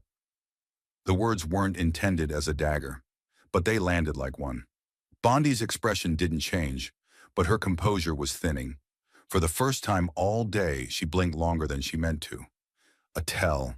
Her jaw shifted, a twitch beneath the skin, as if trying to clamp something down before it slipped. Her hands, once neatly folded, now moved, fingernails tapping slowly against the polished wood of the table. Not nervousness, but containment. And then it happened. The cameras caught her glance away. Not toward the committee, not toward Jasmine, but toward the floor, just for a second, but long enough. The kind of glance you don't plan, the kind you make when the mask slips. Across the room, journalists who had gone quiet during the weight of the previous evidence now began scribbling furiously. The narrative was writing itself in real time, and Bondi, once the master of sound bites and spin, had just surrendered control of the story. No one said her name, but every face in that room knew what was happening. Not just a political stumble, but a credibility fracture, a shift in posture, a shrinking. The chairwoman cleared her throat softly, perhaps to reset the air, perhaps out of habit. But nothing reset. The air remained heavy, thick with things unspoken. The documents still sat where Jasmine had placed them, undisputed, untouched. And now the silence following Bondi's answer wasn't neutral. It was damning. Jasmine hadn't moved. She hadn't spoken. She didn't need to. Her silence was now a force in the room, one that had changed the very rules of engagement. What began as a battle of narratives had become something else entirely, a reckoning made of paper and restraint. Bondi's choice not to defend herself, to retreat into a 5-word deflection, had confirmed more than any rebuttal might have denied. Even her allies didn't look at her. They looked at their notes, or at nothing at all. And somewhere in that crowded, blinking chamber full of microphones, light panels and quiet power, a line had been crossed, not by volume, but by precision, not by attack, but by documentation, not by outrage, but by truth. And the woman they once tried to reduce to the angry one had never looked more composed, more deliberate, more undeniable. The silence left in the wake of Bondi's evasion didn't fade. It deepened, becoming a space Jasmine Crockett stepped back into, not to finish the fight, but to redefine its meaning. She returned to the microphone not with the sharp coolness that had anchored her earlier responses, but with something warmer, fuller, like the calm that follows a storm that didn't destroy, but revealed. Her fingers brushed the edge of the podium as if grounding herself in what had already been said, what had already been proven. The air was still electric, but now the charge came not from conflict, but from clarity. Her voice didn't need to rise to reclaim the moment. It had never left. When she spoke, it was with the kind of strength that doesn't command, it invites. It doesn't demand submission, it creates understanding.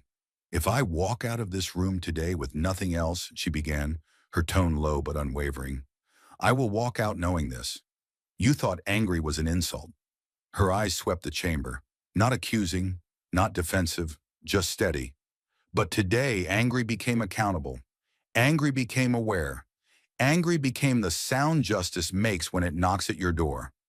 The room froze, not in shock, not in resistance, but in recognition. It was the kind of stillness that doesn't ask what happens next, because it already knows something irreversible has occurred. The usual rustle of papers, the habitual tapping of pens, the click of cameras, gone. Replaced by silence so complete it seemed to carry its own gravity. A journalist in the front row, headset half slipped behind one ear, slowly removed it entirely. His eyes glistened, red around the edges, lips pressed tight. Not out of bias, but the kind of emotional reflex that comes from witnessing something no transcript could replicate. 2 rows back, a law clerk leaned forward as if gravity had pulled her there. She whispered something inaudible to the woman beside her, but her voice caught, and she didn't finish the sentence. And in the very back of the room, where interns and aides typically sat half engaged, a young black woman, no more than 22, pressed her hand to her mouth. Tears traced her cheeks before she could stop them. She wasn't crying because Jasmine had won. She was crying because Jasmine had survived and said the thing no one else ever could. Not just for herself, but for every woman who had ever been told to sit still and smile while the room took its shot. She wasn't watching history. She was watching permission. Permission to feel. Permission to rise. Permission to stay angry and still be right. Jasmine didn't flinch. She didn't wait for reaction. She simply breathed, and in that breath the entire hearing room recalibrated. Not toward her, but because of her. Because one voice had shifted the center of gravity, not with outrage, but with truth sculpted into language that even silence could not ignore. She wasn't asking for approval. She wasn't performing for redemption. She was naming the moment. And once something has been named like that, in front of the record, the press, the nation, it cannot be unnamed. No vote had been cast. No ruling handed down, but something had already passed. Jasmine Crockett had taken a word designed to belittle her and redefined it as a national indictment, not just of Bondi, not just of the system, but of the culture that had allowed both to thrive unchecked. And in doing so, she did what no hearing, no ruling, no policy draft could achieve in real time. She made anger beautiful, useful, necessary. And by the end of that sentence, she had turned it into something sacred. The gavel never fell, but the silence did. And when the room finally exhaled, the hearing was over, but the reckoning had only just begun. The moment the chairwoman adjourned the session, the room broke, not into applause, but into motion. Staffers reached for briefcases, reporters stood and adjusted headsets, and aides filed out like chess pieces being reset. Pam Bondi rose first. Her face betrayed nothing, but her pace was just a touch faster than it had been that morning. She walked out through the grand double doors, past the marble pillars, and into a small crowd of waiting reporters, but something had changed. Microphones were pointed in her direction, but no one leaned forward. No one shouted questions. No one even made eye contact. The journalists glanced at one another, their silence almost polite, almost clinical. The red lights on the cameras were still blinking, but no one pressed forward. No headlines were chasing her now. What had once been her stage had become her shadow. She moved through the crowd like someone escaping a spotlight that no longer followed. Across the building, down a quieter hallway, lit only by soft natural light, Jasmine Crockett emerged through a side door, alone. There were no cameras waiting there, no staffers, no applause, just quiet. The kind of quiet that came not from absence, but from respect. She walked slowly, not because she was tired, but because the moment demanded it. Every step was still carrying the weight of what had just been said, not just in words, but in proof, in silence, in a truth too loud to ignore. Halfway down the corridor, she paused. A small figure stood ahead of her, arms tight around a cardboard sign. The girl couldn't have been older than 14.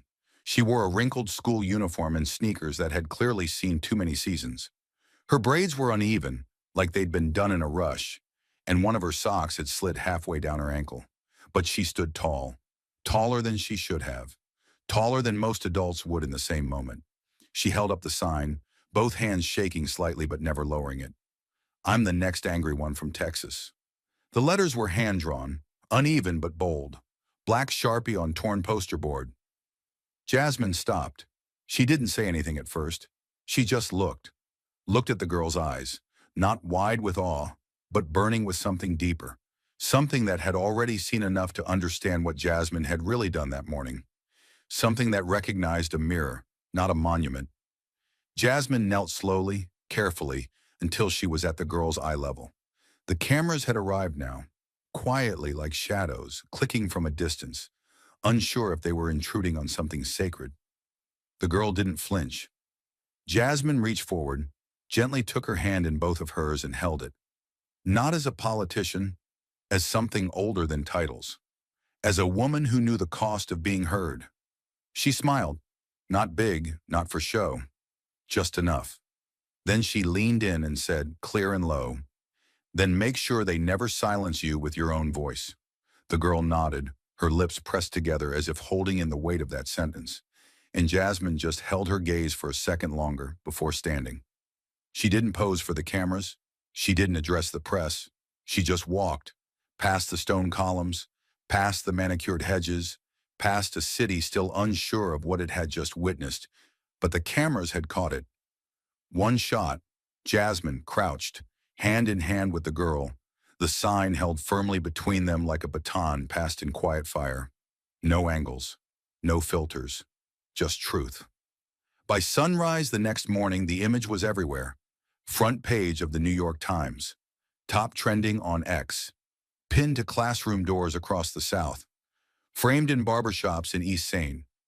Louis, taped above water fountains in Houston public schools.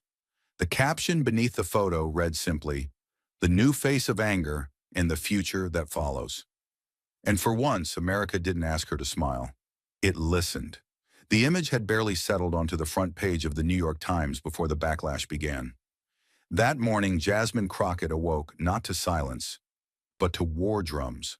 Not from Congress, not from her district, but from television studios lit with rage and engineered panic. Across the country, pundits in navy suits and pearl earrings began circling her like hawks who'd spotted a woman refusing to bleed. The segment titles were blunt and coordinated. Is she angry or dangerous? Crockett's rhetoric, dividing or leading. When passion becomes a threat to order. On one network, a former senator stared into the camera and said, "She's not testifying. She's rallying. This isn't about justice, it's about fame." On another, a panel of commentators debated whether Jasmine had disrespected tradition by refusing to lower her tone. And just like that, they'd flipped the narrative. In less than 24 hours, the woman who had exposed documented injustice was being painted as a symbol of disorder. Her calm was framed as calculation. Her facts were called emotion. Her silence was cast as arrogance. And the word they had once whispered, angry, was now being screamed from every chyron. But Jasmine said nothing. She didn't tweet, didn't call a press conference, didn't return messages from sympathetic journalists begging for a quote. She simply walked into her office, closed the door, and sat down, alone. The walls were quiet, too quiet. Her staff had agreed not to come in unless she called. On her desk, the folders from the hearing remained open, untouched since the night before. She didn't move to organize them. Instead, she opened her laptop, went to a private streaming link, and rewatched the footage of her own testimony. Not out of vanity, out of discipline, out of memory, out of knowing what would come next. She watched as Bondi made her final remarks, clipped, cold, aimed like a thrown knife. She listened again to her own voice saying, "Angry became the sound justice makes when it knocks at your door." And for a moment, just a moment, she wondered if that was too much, too poetic, too polished, too easy to twist, because the twisting had already begun. 2 hours later, a leak hit the internet. It wasn't official, it wasn't verifiable, but it was enough. A screenshot of a 10-year-old email chain between Jasmine and an old college friend, sloppy, personal, full of late-night rants about professors and protest movements, was blasted across the political blogs like it was scripture. Exclusive. Crockett once called military recruitment in black schools targeted predation. Jasmine Crockett's radical college days. Was this always her plan? She didn't deny the email. Didn't need to. It was hers. She remembered writing it. She remembered crying while writing it. What she didn't remember was how it felt to see her pain treated like ammunition. Then came the knock. A senior staffer opened the door without waiting. Her face was pale, her hands trembling as she held out a phone. "You should see this." It was a video, spliced together from the hearing, cut up and reassembled, removing context, pacing, meaning. A popular YouTuber had uploaded it under the title, "Crockett Loses It on National Stage. Why She's Not Fit to Serve." The comments were worse. "She should be disbarred. She's the reason we don't trust women in power. This is what happens when you let activists wear suits." She scrolled, slowly, not out of shock, but out of recognition. This wasn't new. This was America's favorite sport. Build her up, watch her burn, pretend you're just reporting the fire. That night, her team sat in the conference room staring at a whiteboard full of media talking points. No one spoke. Even her chief of staff, usually quick with counter-messaging, stayed silent. Finally, one young aide, just out of law school, broke the quiet. "We can fight this," she said. "We can get CNN to clarify. We can push legal commentators to weigh in." Jasmine raised a hand, not to silence her, just to steady the room. She stood up, walked to the window, and looked out at the DC skyline lit in amber fog. Then she said softly, "Let them say what they will. They're not building a story, they're revealing who they've always been." No one replied, because she was right. At 2:47 a.m., she received a text from an unknown number. No name, just a screenshot of her childhood home in Dallas, circled in red. The next text read, "Stay angry. We're watching." She stared at it for a full minute, then deleted it. Not out of fear, out of calculation. She knew what this was. She knew what came after disruption. They weren't trying to stop her. They were trying to scare her into silence. But that was the problem. She had already learned how to speak from silence. Now she knew how to speak into it. The next morning, she sat at her kitchen table, wrapped in an old college sweatshirt, sipping coffee from a chipped mug that said, "Defend the defenseless." She didn't turn on the news, didn't open her inbox. Instead, she opened a blank document and began to write. Title, "Anger is Not the Enemy." It wasn't a press release. It wasn't a statement. It was a manifesto. The manifesto was never meant to go viral. It began as a simple document, just Jasmine, in the early morning light, typing from her kitchen table in sweatpants in silence. The opening line was the only thing that came quickly. Anger is not the enemy. Apathy is. She didn't craft it like a speech. She wrote like someone trying to remember something that history kept trying to erase. Each paragraph carved deeper, into her fears, her fight, her years of restraint, her refusal to fold. It wasn't about Bondi anymore. It wasn't even about the hearing. It was about a lifetime of being told to smile while being ignored, and the moment she chose not to. She sent it to her chief of staff at 7:06 a.m. with no subject line, no edits, and no instructions. 2 hours later, it was online. By noon, it had 2.3 million reads. By 3 p.m., it was being quoted in classrooms, boardrooms, barbershops, and courtrooms. It wasn't just trending, it was resonating. In a high school in Southside Chicago, students who had been suspended the week before for organizing a walkout over the school's handling of a racist bullying incident taped Jasmine's photo to their lockers. A girl named Samira, barely 15, printed out a line from the manifesto and whispered it to herself before walking into a disciplinary meeting. They called me angry, but I was only awake. In a union hall in Pennsylvania, a group of factory workers paused their meeting when someone read the quote aloud. Anger without violence is not a threat, it's a reckoning. By the end of the day, they had voted to include Jasmine's words in their quarterly newsletter under the title Working While Black. In Georgia, something even stranger happened. A letter appeared in the Savannah Morning News, written by a woman who described herself as a lifelong conservative, mother of two, and retired military wife. It read, "I've voted red for 40 years. But this week I listened to a woman I was taught to fear and found myself instead feeling seen. Not because I agree with her politics, but because I know what it is to be called difficult for simply telling the truth." Jasmine Crockett reminded me that anger isn't what destroys this country. Silence is. The letter went viral on Facebook among suburban women's groups. Then it appeared on CNN's evening coverage. Then Fox News tried to mock it, only to have the clip shared again and again under the caption, "They didn't laugh because it was funny. They laughed because they were scared." But not all responses were words. In Detroit, a muralist began painting Jasmine's profile, serious, determined, lit from below, in the center of a crumbling brick wall once covered in gang tags. He called it the voice that didn't blink. In Houston, the local library's Teen Leadership Council held an open mic night titled Still Angry, where students could read poems about injustice in their lives.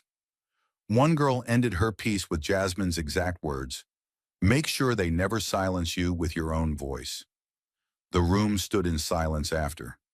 Not because they didn't know what to say, but because they understood. The shift wasn't just cultural, it became institutional. 3 days after the manifesto dropped, the House Ethics Committee announced an inquiry into Pam Bondi's past conduct. The evidence submitted by Jasmine, once treated as courtroom theatrics, was now the basis of a bipartisan investigation. Bondi's staff tried to downplay it as political theater. But when former prosecutors and state-level attorneys came forward validating the documents Jasmine had introduced, the narrative cracked. That same day, a group of first-year law students at New York University launched a petition demanding ethics reform in how former state attorneys interact with federal power. Within 48 hours, it had 87,000 signatures, not just students, not just progressives, but retired judges, civil engineers, veterans. This wasn't outrage, it was organization, and it had Jasmine's name under every wave of it. In an MSNBC interview, a professor of constitutional law put it best. "We've seen hearings before, but what happened last week wasn't just testimony, it was reclamation." Jasmine Crockett didn't just hold her own, she held a mirror up to the system, and it blinked. But Jasmine didn't appear on camera. She declined every interview. She turned down 4 Sunday shows, 5 feature pieces, and even Oprah. She didn't speak, not because she was hiding, but because the country was finally speaking for itself. Instead, she walked into a 3rd-grade classroom in Southeast Dallas, no cameras, no press, and read aloud March Book 1 by John Lewis. She sat cross-legged on the floor with 10 students in uniforms that barely fit and asked them, "What does courage sound like?" A boy raised his hand. "It sounds like someone not yelling, but still shaking the room." Jasmine smiled. She didn't correct him, because he was right. That night, while walking to her car alone in the dark parking garage beneath the Capitol, Jasmine's phone vibrated. One new voicemail. Blocked number. She pressed play. A low voice came through the speaker. Male. Calm. Southern. Measured. "I didn't like what you said, but you said it like you meant it. And I respect that. Doesn't mean I'll vote with you, but I won't vote against you just because I'm supposed to. That's new. Don't waste it. Click. She stood still for a moment, the quiet of the garage stretching around her. It wasn't a threat. It wasn't praise. It was something far rarer in Washington. Respect. She didn't smile. She didn't relax. But she walked to her car a little taller. 1 year later, the room looked different, but Jasmine Crockett recognized every inch of it. It had once been a gymnasium, cracked linoleum floors, faded yellow lines from long-abandoned basketball tournaments. But now it was something else. The bleachers had been replaced with folding chairs, the scoreboard with framed newspaper front pages, and the old fluorescent lights with soft, warm overheads that made even the bare concrete walls feel human. And hanging at the very center of the stage was a single banner. It wasn't digitally printed. It was painted by hand. Each letter brushed in thick, uneven strokes that gave it weight, that gave it story, that gave it permanence. The Angry Room, dedicated to those who speak even when told to be silent. Jasmine stood in the back as the audience began to file in. She wasn't wearing a suit, no staff, no press pass, just a dark green blouse, worn jeans, and a lanyard that said guest. She didn't want to sit in the front row. She wasn't here to be honored. She was here to listen. The principal of Houston's Frederick Douglass High School stepped to the podium. He was a quiet man, one of the few in the city who had never sought political attention for his school's transformation. But today his voice carried. "We don't build legacy in bronze anymore," he said. "We build it in rooms like this, with words, with history, with names that weren't supposed to matter, and now matter more than anything." Behind him, the student choir sat in crisp white shirts, nervously clutching sheet music.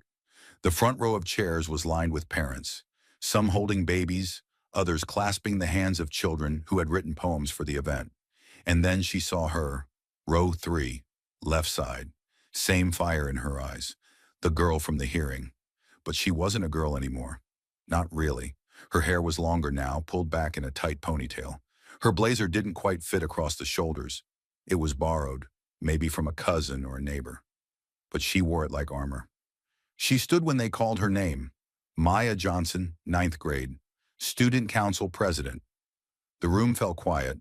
She walked to the mic, unfolded a single sheet of paper, and took a breath so deep it seemed to steady the entire building. Then she began. "1 year ago, I stood outside a courthouse, holding a sign no one expected to be remembered. It said, 'I'm the next angry one from Texas.' I didn't know if anyone would notice. I didn't know if it mattered. But it did, because that moment, quiet, unfilmed except by a stranger's lens, was the first time I believed that anger wasn't something I had to apologize for. It could be something I carried, something I grew with, something I led with." She paused, just for a second. Her voice didn't shake. She looked out into the crowd and found Jasmine. Their eyes met. The room didn't notice, but both of them did. Maya smiled and continued. "Today we open the Angry Room not as a protest space, but as a promise space. A room where debate isn't a threat, where honesty isn't punished, where emotion isn't weakness. This room isn't here to comfort power. It's here to challenge it." The applause was slow at first, not because people were hesitant, but because they were still absorbing what they'd heard.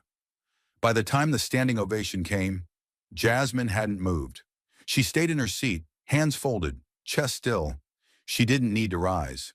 She'd already risen once, and now someone else had taken the mic. Later after the event, Jasmine slipped toward the exit quietly. She almost made it, until Maya caught her at the back hallway. "Miss Crockett," the girl said, out of breath. "Wait." Jasmine turned.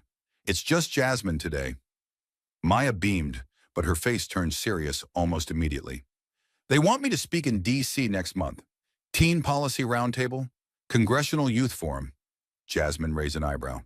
"They're ready for that?" "No," Maya said, "but I am." They stood in silence for a moment. No cameras, no speeches.